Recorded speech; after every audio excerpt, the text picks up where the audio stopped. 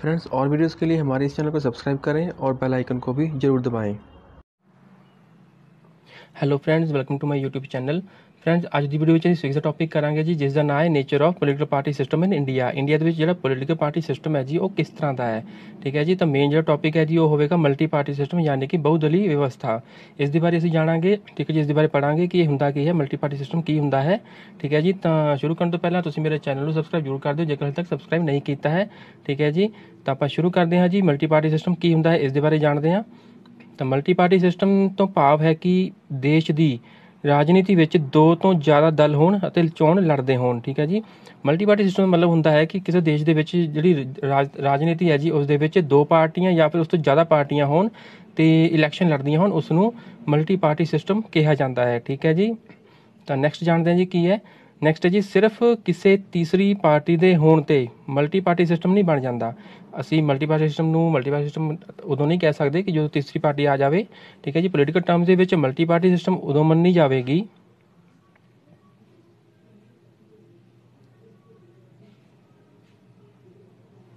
Political terms ਦੇ ਵਿੱਚ ਅਗਰ ਦੇਖਿਆ ਜਾਵੇ ਤਾਂ ਮਲਟੀ ਪਾਰਟੀ ਸਿਸਟਮ ਉਦੋਂ ਮੰਨੀ ਜਾਵੇਗੀ ਜਦੋਂ ਤੀਸਰੀ ਪਾਰਟੀ ਜਾਂ ਚੌਥੀ ਪਾਰਟੀ ਦਾ ਕੋਈ ਠੋਸ ਆਧਾਰ ਹੋਵੇ, ਯਾਨੀ ਉਸਦਾ ਕੋਈ ਸਟਰੋਂਗ ਬੇਸ ਹੋਵੇ, ਠੋਸ ਆਧਾਰ ਹੋਵੇ, ਤਾਂ ਹੀ ਉਸ ਨੂੰ ਮਲਟੀ ਪਾਰਟੀ ਸਿਸਟਮ ਮੰਨਿਆ ਜਾਵੇਗਾ। ਠੀਕ ਹੈ ਜੀ। ਜਿਹੜੀ ਤੀਜੀ ਪਾਰਟੀ ਜਾਂ ਚੌਥੀ ਪਾਰਟੀ ਜਿਹੜੀ ਐਡ ਹੁੰਦੀ ਹੈ, ਜਿਸ ਦੇ ਕਾਰਨ ਮਲਟੀ ਪਾਰਟੀ ਸਿਸਟਮ ਬਣਦਾ ਹੈ, ਉਹ ਤਾਂ ਹੀ ਮੰਨਿਆ ਜਾਵੇਗਾ ਮਲਟੀ ਪਾਰਟੀ ਸਿਸਟਮ ਜੇ ਉਸ ਪਾਰਟੀ ਦਾ ਜਿਹੜਾ ਠੋਸ ਆਧਾਰ ਹੋਵੇ। ਠੀਕ ਹੈ ਜੀ। ਮਤਲਬ ਇਹ ਕਿ ਉਹ ਪਾਰਟੀ ਚੋਣਾਂ ਨੂੰ ਪ੍ਰਭਾਵਿਤ ਕਰਦੀ ਹੋਵੇ, ਇਫੈਕਟ ਪਾਉਂਦੀ ਹੋਵੇ।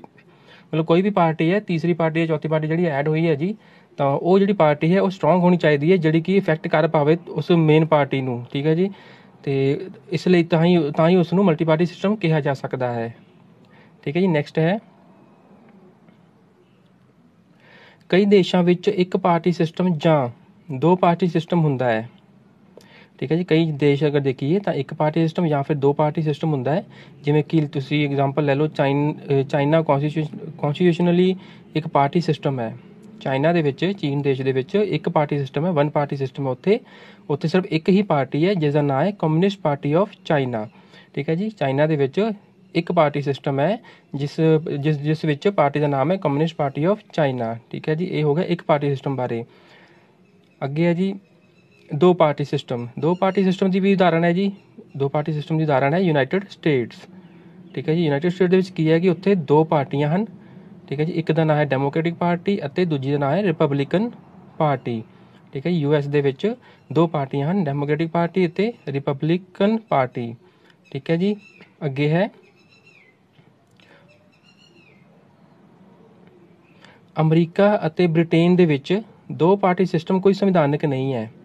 ਮਤਲਬ ਜੋ ਅਮਰੀਕਾ ਅਤੇ ਬ੍ਰਿਟੇਨ ਦੇ ਵਿੱਚ ਦੋ ਪਾਰਟੀ ਸਿਸਟਮ ਹੈ ਜੀ, ਉਹ ਕੋਈ ਸੰਵਿਧਾਨਕ ਨਹੀਂ ਹੈ। ਉੱਥੇ ਦੀ ਜਿਹੜੀ ਰਾਜਨੀਤਿਕ ਪਰਿਸਥਿਤੀਆਂ ਹਨ, ਉਹ ਅਜਿਹੀਆਂ ਹਨ ਕਿ ਕਈ ਵਾਰੀ ਤੀਜੀ ਪਾਰਟੀ ਬਣ ਕੇ ਆਈਆਂ, ਮਤਲਬ ਉੱਥੇ ਦੋ ਪਾਰਟੀ ਤੋਂ ਇਲਾਵਾ ਤੀਜੀ ਪਾਰਟੀ ਆਈ ਜ਼ਰੂਰ ਹੈ, ਪਰ ਉਹ ਜ਼ਿਆਦਾ ਦੇਰ ਤੱਕ ਟਿਕ ਨਹੀਂ ਪਾਈਆਂ।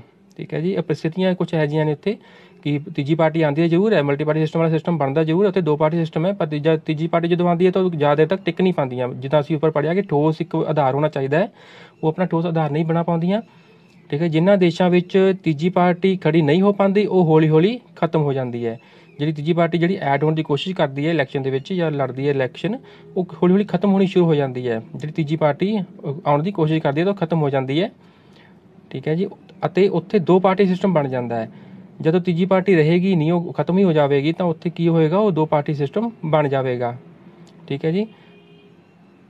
ਤਾਂ ਉਹ ਦੋ ਪਾਰਟੀ ਸਿਸਟਮ ਉਸਨੂੰ ਕਿਹਾ ਜਾਂਦਾ ਹੈ। ਪਰ ਇਹ ਕਦੇ ਵੀ ਬਦਲ ਸਕਦਾ ਹੈ, ਪਰ ਅਸੀਂ ਇਹ ਨਹੀਂ ਕਹਿ ਸਕਦੇ ਕਿ ਹਮੇਸ਼ਾ ਹੀ ਰਹੇਗਾ ਇੱਦਾਂ, ਉਹ ਕਦੇ ਵੀ ਬਦਲ ਵੀ ਸਕਦਾ ਹੈ। ਇਸ ਦੀ ਪਰਿਸਥਿਤੀ ਹਮੇਸ਼ਾ ਬਣੀ ਰਹਿੰਦੀ ਹੈ। ਯਾਨੀ ਕਿ ਦੋ ਪਾਰਟੀ ਸਿਸਟਮ ਜਿੱਥੇ ਚੱਲ ਰਿਹਾ ਜੀ, ਉੱਥੇ ਤੀਜੀ ਪਾਰਟੀ ਜੇਕਰ ਕਿਸੇ ਟਾਈਮ ਕਿਸੇ ਸਮੇਂ ਜੇ ਠੋਸ ਆਧਾਰ ਬਣਾ ਲਵੇ, ਤਾਂ ਉਹ ਜਿਹੜੀ ਪਰਿਸਥਿਤੀ ਹੈ ਜੀ, ਉਹ ਚੇਂਜ ਵੀ ਹੋ ਸਕਦੀ ਹੈ। ਦੋ ਪਾਰਟੀ ਸਿਸਟਮ ਤੋਂ ਮਲਟੀ ਪਾਰਟੀ ਸਿਸਟਮ ਵੀ ਬਣ ਸਕਦੀ ਹੈ। ਅੱਗੇ ਹੈ ਜੀ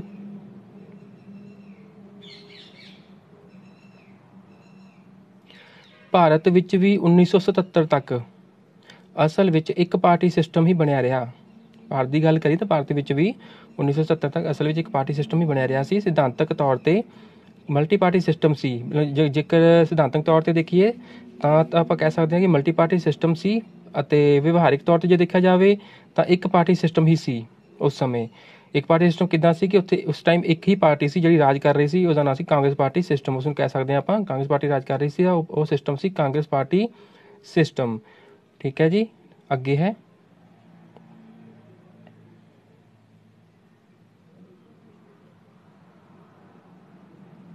1999 ਤੋਂ ਬਾਅਦ ਵਿਵਹਾਰਿਕ ਤੌਰ 'ਤੇ ਭਾਰਤ ਵਿੱਚ ਮਲਟੀ ਪਾਰਟੀ ਸਿਸਟਮ ਲਾਗੂ ਹੋਇਆ। 1989 ਤੋਂ ਬਾਅਦ ਦੇਖਿਆ ਜਾਵੇ ਤਾਂ ਵਿਵਹਾਰਿਕ ਤੌਰ 'ਤੇ ਉਦੋਂ ਮੰਨਿਆ ਜਾ ਸਕਦਾ ਹੈ ਕਿ ਭਾਰਤ ਵਿੱਚ ਜਿਹੜਾ ਹੈ ਮਲਟੀ ਪਾਰਟੀ ਸਿਸਟਮ ਜਿਹੜਾ ਉਹ ਲਾਗੂ ਹੋ ਗਿਆ ਸੀ, ਜਦੋਂ ਰਾਜਾਂ ਵਿੱਚ ਅਤੇ ਕੇਂਦਰ ਵਿੱਚ ਨਾਨ ਕਾਂਗਰਸ ਪਾਰਟੀਆਂ ਜਿੱਤਣ ਲੱਗ ਗਈਆਂ। ਠੀਕ ਹੈ ਜੀ, ਇਹ ਉਦੋਂ ਲਾਗੂ ਹੋਇਆ ਮਲਟੀ ਪਾਰਟੀ ਸਿਸਟਮ ਜਦੋਂ ਰਾਜਾਂ ਵਿੱਚ ਜਾਂ ਕੇਂਦਰ ਵਿੱਚ ਨਾਨ ਕਾਂਗਰਸ ਜਿਹੜੀ ਪਾਰਟੀਆਂ ਸਨ ਉਹ ਜਿੱਤਣਾ ਸ਼ੁਰੂ ਕਰ ਦਿੱਤੀਆਂ ਉਹਨਾਂ ਨੇ ਅਤੇ ਸਰਕਾਰ ਬਣਾਉਣ ਲੱਗੀਆਂ। ਠੀਕ ਹੈ ਜੀ, ਜਦੋਂ ਨਾਨ ਕਾਂਗਰਸ ਪਾਰਟੀਆਂ ਆ ਗਈਆਂ ਸੱਤਾ ਦੇ ਵਿੱਚ ਅਤੇ ਉਸ ਤੋਂ ਬਾਅਦ ਉਹਨਾਂ ਨੇ ਚੋਣ ਲੜੀਆਂ ਅਤੇ ਸਰਕਾਰ ਬਣਾਉਣ ਲੱਗ ਪਈਆਂ, ਤਾਂ ਉਸ ਟਾਈਮ ਕੀ ਹੋਇਆ, ਮਲਟੀ ਪਾਰਟੀ ਸਿਸਟਮ ਜਿਹੜਾ ਹੈ ਲਾਗੂ ਇੱਕ ਤਰ੍ਹਾਂ ਨਾਲ ਹੋ ਚੁੱਕਿਆ ਸੀ। ਠੀਕ ਹੈ ਜੀ, ਅੱਗੇ ਹੈ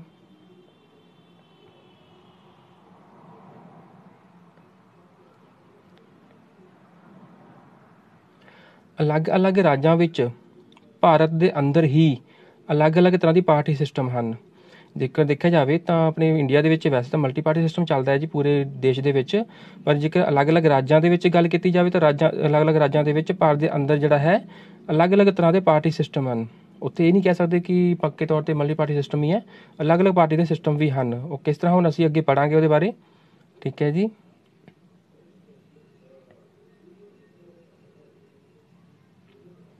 ਪੰਜਾਬ ਵਿੱਚ ਕਈ ਸਾਲਾਂ ਤੱਕ ਅਕਾਲੀ ਅਤੇ ਕਾਂਗਰਸ ਦੋ ਪਾਰਟੀ ਸਿਸਟਮ ਰਿਹਾ। ਪੰਜਾਬ ਵਿੱਚ ਦੇਖਿਆ ਜਾਵੇ ਤਾਂ ਕਈ ਸਾਲ ਨਿਕਲ ਗਏ, ਕਈ ਸਾਲਾਂ ਤੱਕ ਕੀ ਹੋਇਆ ਸੀ ਕਿ ਅਕਾਲੀ ਜਿਹੜੀ ਪਾਰਟੀ ਹੈ ਜੀ, ਸ਼੍ਰੋਮਣੀ ਅਕਾਲੀ ਦਲ, ਅਤੇ ਜਿਹੜੀ ਕਾਂਗਰਸ ਦੀ ਪਾਰਟੀ ਹੈ ਜੀ, ਇਹ ਦੋਨੋਂ ਮਿਲ ਕੇ ਦੋ ਪਾਰਟੀ ਸਿਸਟਮ ਹੀ ਉਸ ਟਾਈਮ ਬਣਿਆ ਰਿਹਾ। ਠੀਕ ਹੈ ਜੀ, ਮਲਟੀ ਪਾਰਟੀ ਸਿਸਟਮ ਨਹੀਂ ਰਿਹਾ। ਅੱਗੇ ਹੈ ਪੱਛਮੀ ਬੰਗਾਲ ਵਿੱਚ ਜੇ ਗੱਲ ਕੀਤੀ ਜਾਵੇ ਤਾਂ ਪੱਛਮੀ ਬੰਗਾਲ ਦੇ ਵਿੱਚ ਵੀ 7 ਵਾਰੀ ਲੈਫਟ ਫਰੰਟ ਜਿੱਤਿਆ। ਇੱਕ ਪਾਰਟੀ ਸੀ ਜਿਹੜੀ 7 ਵਾਰੀ ਜਿੱਤੀ ਸੀ ਅਤੇ ਇੱਕ ਪਾਰਟੀ ਸਿਸਟਮ ਰਿਹਾ। ਠੀਕ ਹੈ ਜੀ, ਪੱਛਮੀ ਬੰਗਾਲ ਵਿੱਚ ਕੀ ਸੀ, ਉੱਥੇ ਨਾ ਮਲਟੀ ਪਾਰਟੀ ਸਿਸਟਮ ਰਿਹਾ ਨਾ ਹੀ ਦੋ ਪਾਰਟੀ ਸਿਸਟਮ, ਉੱਥੇ ਇੱਕ ਪਾਰਟੀ ਸਿਸਟਮ ਰਿਹਾ ਕਈ ਸਾਲਾਂ ਤੱਕ। 7 ਵਾਰੀ ਜਿਹੜੀ ਲੈਫਟ ਫਰੰਟ ਹੈ ਜੀ ਉਹ ਜਿੱਤਦਾ ਰਿਹਾ। ਠੀਕ ਹੈ ਜੀ, ਅੱਗੇ ਹੈ ਤਮਿਲਨਾਡੂ ਵਿੱਚ ਜ਼ਿਆਦਾਤਰ ਦੋ ਪਾਰਟੀ ਸਿਸਟਮ ਰਿਹਾ। ਠੀਕ ਹੈ ਜੀ, ਤਮਿਲਨਾਡੂ ਵਿੱਚ ਜ਼ਿਆਦਾਤਰ ਦੋ ਪਾਰਟੀ ਸਿਸਟਮ ਦੀ ਤਰ੍ਹਾਂ AIAMDMK ਪਾਰਟੀ ਅਤੇ ਦੂਜੀ DMK ਪਾਰਟੀ ਦਾ ਰਾਜ ਰਹਿੰਦਾ ਹੈ। ਜ਼ਿਆਦਾ ਦੇਖਿਆ ਜਾਵੇ ਤਾਂ ਤਮਿਲਨਾਡੂ ਦੇ ਵਿੱਚ ਜਿਹੜਾ ਹੈ ਦੋ ਪਾਰਟੀ ਸਿਸਟਮ ਹੀ ਰਹਿੰਦਾ ਹੈ ਤਕਰੀਬਨ। ਠੀਕ ਹੈ ਜੀ, ਇਹ ਦੋਨੋਂ ਪਾਰਟੀਆਂ ਹਨ, ਇਹ ਦੋਨੋਂ ਪਾਰਟੀਆਂ ਹੀ ਰਾਜ ਕਰਦੀਆਂ ਹਨ, ਇਹ ਦੋਨੋਂ ਪਾਰਟੀਆਂ ਹੀ ਜਿੱਤਦੀਆਂ ਹਨ। ਠੀਕ ਹੈ ਜੀ, ਤਮਿਲਨਾਡੂ ਦੇ ਵਿੱਚ। ਨੈਕਸਟ ਦੇਖਦੇ ਹਾਂ ਜੀ, ਅੰਤ ਵਿੱਚ ਅਸੀਂ ਇਹ ਕਹਿ ਸਕਦੇ ਹਾਂ ਕਿ ਭਾਰਤ ਵਿੱਚ ਮਲਟੀ ਪਾਰਟੀ ਸਿਸਟਮ ਹੀ ਲਾਗੂ ਰਹਿੰਦਾ ਹੈ। ਤਾਂ ਭਾਰਤ ਵਿੱਚ ਜਿਹੜਾ ਮਲਟੀ ਪਾਰਟੀ ਸਿਸਟਮ ਹੈ ਜੀ ਉਹੀ ਅਪਲਾਈ ਕਰਦੇ ਨੇ, ਉਹੀ ਲਾਗੂ ਰਹਿੰਦਾ ਹੈ। ਪਰ ਮਲਟੀ ਪਾਰਟੀ ਸਿਸਟਮ ਤੋਂ ਇੱਕ ਪਾਰਟੀ ਸਿਸਟਮ ਅਤੇ ਇੱਕ ਤੋਂ ਦੋ ਪਾਰਟੀ ਸਿਸਟਮ ਵਿੱਚ ਆਉਣ ਦਾ ਨੇਚਰ ਬਦਲਦਾ ਹੀ ਰਹਿੰਦਾ ਹੈ। ਠੀਕ ਹੈ ਜੀ, ਦੇਖਿਆ ਜਾਵੇ ਤਾਂ ਮਲਟੀ ਪਾਰਟੀ ਸਿਸਟਮ ਹੀ ਹੈ ਆਪਣੇ ਇੰਡੀਆ ਦੇ ਵਿੱਚ, ਪਰ ਉਸ ਦੇ ਵਿੱਚ ਵੀ ਜੇਕਰ ਦੇਖਿਆ ਜਾਵੇ ਤਾਂ ਇੱਕ ਪਾਰਟੀ ਸਿਸਟਮ ਅਤੇ ਇੱਕ ਤੋਂ ਦੋ ਪਾਰਟੀ ਸਿਸਟਮ ਵਿੱਚ ਜਿਹੜਾ ਇਹਦਾ ਨੇਚਰ ਹੈ ਜੀ ਉਹ ਬਦਲਦਾ ਹੀ ਰਹਿੰਦਾ ਹੈ, ਚੇਂਜ ਹੀ ਹੁੰਦਾ ਰਹਿੰਦਾ ਹੈ। ਠੀਕ ਹੈ ਜੀ, ਤਾਂ ਨੈਕਸਟ ਅਸੀਂ ਹੁਣ ਕਰਦੇ ਹਾਂ ਕੁਝ ਸਟੇਟ ਪਾਰਟੀਜ਼ ਦੇ ਨਾਮ ਨੇ। ਠੀਕ ਹੈ, ਜਿਹੜੀ ਬਹੁਤ ਇੰਪੋਰਟੈਂਟ ਨੇ, ਇਹਨਾਂ ਬਾਰੇ ਕੁਝ ਕੁਐਸਚਨ ਪੁੱਛੇ ਜਾ ਸਕਦੇ ਨੇ ਕਿ ਵੀ ਇਹ ਪਾਰਟੀ ਕਿਹੜੀ ਸਟੇਟ ਤੋਂ ਬਿਲੋਂਗ ਕਰਦੀ ਹੈ, ਤਾਂ ਇੱਦਾਂ ਦੇ ਕੁਐਸਚਨ ਪੁੱਛ ਸਕਦੇ ਹਨ। ਤਾਂ ਇਹ ਕੁਝ ਪਾਰਟੀਜ਼ ਦੇ ਨਾਮ ਨੇ, 10-11 ਪਾਰਟੀ ਦੇ ਨਾਮ ਨੇ ਜਿਹੜੇ ਇੰਪੋਰਟੈਂਟ ਨੇ ਉਹ ਆਪਾਂ ਕਰਾਂਗੇ ਜੀ। ਜਿਹੜੀ ਪਹਿਲੀ ਹੈ ਜੀ ਉਹ ਹੈ ਆਮ ਆਦਮੀ ਪਾਰਟੀ। ਠੀਕ ਹੈ ਜੀ, ਇਹ ਕਿੱਥੋਂ ਬਿਲੋਂਗ ਕਰਦੀ ਹੈ, ਇਹ ਦਿੱਲੀ ਦੀ ਹੈ ਜੀ। ਉਸ ਤੋਂ ਬਾਅਦ ਬੀਜੂ ਜਨਤਾ ਦਲ, ਇਹ ਉੜੀਸਾ ਦੀ ਹੈ। ਫਿਰ DMK ਆਉਂਦੀ ਹੈ ਜੀ, ਇਹ ਹੈ ਤਮਿਲਨਾਡੂ ਦੀ। ਉਸ ਤੋਂ ਬਾਅਦ DMDK ਆਉਂਦੀ ਹੈ, ਇਹ ਵੀ ਤਮਿਲਨਾਡੂ ਦੀ ਹੈ। ਫਿਰ ਆਉਂਦੀ ਹੈ ਜੀ ਜਨਤਾ ਦਲ ਸੈਕੂਲਰ। ਠੀਕ ਹੈ ਜੀ, ਇਹ ਹੈ ਕੇਰਲਾ ਦੀ। ਠੀਕ ਹੈ ਜੀ, ਅੱਗੇ ਹੈ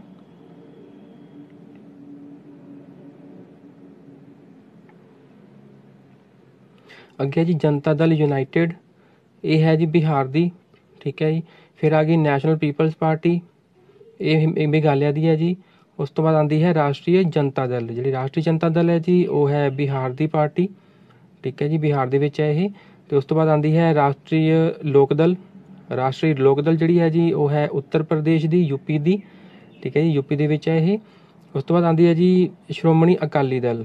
ਜਿਹੜੀ ਸ਼੍ਰੋਮਣੀ ਅਕਾਲੀ ਦਲ ਹੈ ਜੀ ਈਜ਼ੀ ਹੈ, ਤੁਹਾਨੂੰ ਸਭ ਨੂੰ ਪਤਾ ਹੋਏਗਾ ਕਿ ਪੰਜਾਬ ਦੀ ਹੈ। ਠੀਕ ਹੈ ਜੀ, ਸ਼੍ਰੋਮਣੀ ਅਕਾਲੀ ਦਲ ਜਿਹੜੀ ਹੈ ਉਹ ਪੰਜਾਬ ਦੀ ਪਾਰਟੀ ਹੈ ਅਤੇ ਉਸ ਸਟੇਟ ਪਾਰਟੀ ਹੈ ਜੀ ਇਹ। ਅਤੇ ਉਸ ਤੋਂ ਇਲਾਵਾ ਫਿਰ ਸ਼ਿਵ ਸੈਨਾ ਆ ਗਈ ਜੀ। ਸ਼ਿਵ ਸੈਨਾ ਜਿਹੜੀ ਹੈ ਜੀ ਉਹ ਮਹਾਰਾਸ਼ਟਰ ਦੀ ਪਾਰਟੀ ਹੈ।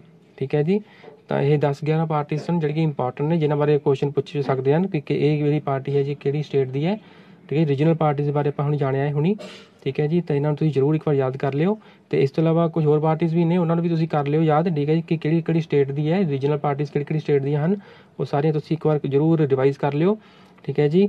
ਤਾਂ ਆਪਾਂ ਇਹ ਜਿਹੜਾ ਟੌਪਿਕ ਹੈ ਜੀ ਅੱਜ ਇਹੀ ਕੀਤਾ ਹੈ ਕਿ ਮਲਟੀ ਪਾਰਟੀ ਸਿਸਟਮ ਜਿਹੜਾ ਇੰਡੀਆ ਦੇ ਵਿੱਚ ਹੈ, political party system, multi party system ਉਹ ਕੀ ਹੈ ਅਤੇ ਕਿੱਦਾਂ ਇਹ ਅਪਣਾਇਆ ਜਾਂਦਾ ਹੈ, ਠੀਕ ਹੈ ਜੀ, ਕਿੱਦਾਂ ਕਿੱਦਾਂ ਚੱਲਦਾ ਇਹ, ਉਹਦੇ ਬਾਰੇ ਅਸੀਂ ਜਾਣਿਆ ਇਸ ਵੀਡੀਓ ਵਿੱਚ, ਠੀਕ ਹੈ ਜੀ। ਆਪਾਂ ਨੈਕਸਟ ਵੀਡੀਓ ਵਿੱਚ ਕੁਝ ਹੋਰ ਟੌਪਿਕ ਕਰਾਂਗੇ, ਇੰਪੋਰਟੈਂਟ ਟੌਪਿਕ ਕਰਾਂਗੇ ਜਿਹੜਾ ਕਿ SST ਦੇ ਮਾਸਟਰ ਦੇ ਐਗਜ਼ਾਮ ਵਿੱਚ ਪੁੱਛ ਸਕਦੇ ਹਨ, ਉਸ ਦੇ ਬਾਰੇ, ਠੀਕ ਹੈ ਜੀ, ਉਸ ਦੇ ਬਾਰੇ ਜਿਹੜੇ ਕੁਐਸਚਨ ਪੁੱਛ ਸਕਦੇ ਹਨ, ਠੀਕ ਹੈ ਜੀ। ਤਾਂ ਆਪਾਂ ਕਰਦੇ ਹਾਂ ਜੀ ਨੈਕਸਟ ਵੀਡੀਓ ਵਿੱਚ ਕੁਝ ਹੋਰ ਇੰਪੋਰਟੈਂਟ ਟੌਪਿਕ।